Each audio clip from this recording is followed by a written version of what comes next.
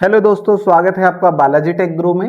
आज हम सीखने वाले हैं एमएस एक्सेल के बारे में, इंट्रोडक्शन के बारे में कि किस चीज को क्या बोलता है। तो सबसे पहली चीज जो एक्सेल है वो माइक्रोसॉफ्ट कंपनी द्वारा बनाया गया एक सॉफ्टवेयर है जिसकी मदद से हम डाटा एंट्री को कंप्यूटर के अंदर कर सकते हैं। जिस तरह किसी ऑफिस, कॉलेज या फिर जो भी कंपनियां होती है उनका रिकॉर्ड रखने के लिए, मैनेजमेंट रखने के लिए, डाटा रखने के लिए हम इसका यूज करते हैं। तो सबसे पहली चीज आती है, सबसे ऊपर जो पट्टी दिख रही है वाली, इसे बोलते हैं हम टाइटल बार।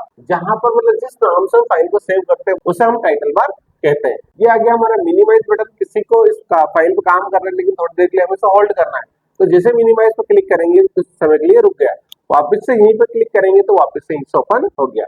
इसके साइड में आ जाती है बटन रिस्टोर डाउन। जैसे इस पे क्लिक करेंगे तो ये क्या हो जाएगा, छोटा हो जाएगा। ये होगा हमारा रिस्टोर डाउन।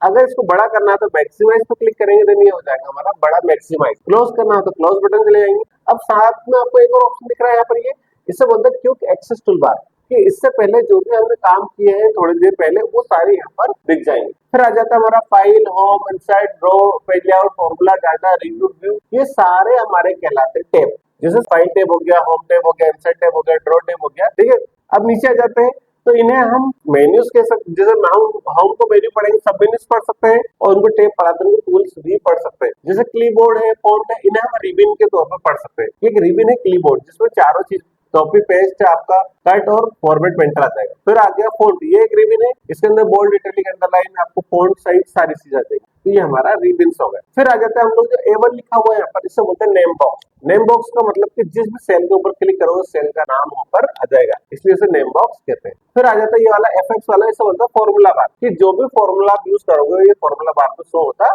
रहेगा। तो जिस तरह देखते हैं ABC ये लिखा हुआ ना, ये हमारे कॉलम है। ठीक है, ABC वाला हमारे कॉलम होते हैं और जो 1 2 3 लिखा ना ये हमारी रो होती है। लेकिन पर्टिकुलर हमने एक जगह पे यहाँ पर क्लिक किया तो इधर LB है, इधर 9B है, मतलब ये हमारा सेल है, पर्टिकुलर एक सेल है ना। तो ये कॉलम में गिनाएगा ना रो में, पर्टिकुलर एक सेल होता है। अब हमें देखना कितने रो और कितने कॉलम होते हैं। तो यहाँ A और 1 के ऑप्शन के बीच में एक ऑप्शन होता है, यहाँ पर बटन को, लेफ्ट बटन को दबा कर रखना है, तो कितने रो और कितने कॉलम होते हैं वो यहाँ पर ऑटोमेटिक दिखना स्टार्ट हो जाएंगे। ठीक है, अब देख सकते हो 10,48,500 रो होती है और 16,384 कॉलम होते हैं, देख सकते हैं। फिर आ जाता है हम नीचे की तरफ, तो यहाँ दिख रही है हमें सीट। एमएस एक्सेल में हम क्या बनाते हैं, वर्कशीट बनाते हैं। ठीक है, तो यह सीट 1 है।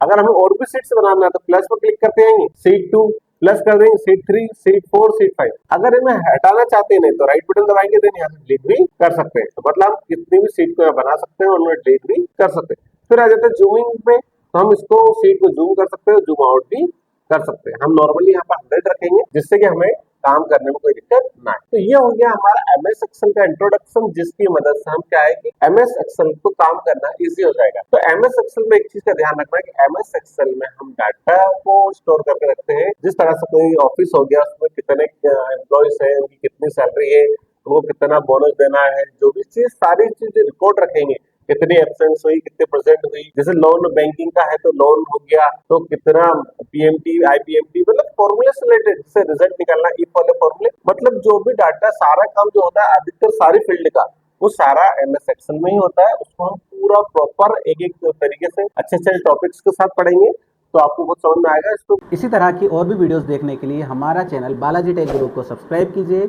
और बेल आइकन दबाना ना भूलिए।